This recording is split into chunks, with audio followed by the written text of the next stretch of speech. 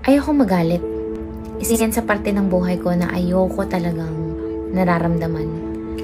Pero alam mo, dahil kakaiwas ko sa galit, kakaiwas ko sa inis, dumating yung panahon na para bang nabigyan ko na ng lisensya ang mga tao sa paligid ko. Nasaktan ako, hindi ako respetuhin. Dahil, tama naman, nung nakagawa sila ng mali sa akin, wala silang narinig. Hindi ako nagsalita. Pero mali pala yun. Dahil dumating ang panahon na nakita ko na lang sarili kong umiiyak at nagtatanong, bakit ako tinatrato ng ganun? Anong natutunan ko?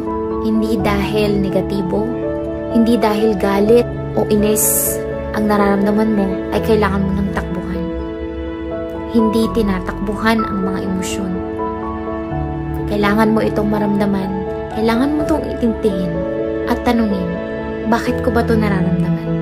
Pwede mong maramdaman ang mga negatibong emosyon nang hindi nagpapakontrol sa mga to. Panigurado, nagtuturo ito sa'yo.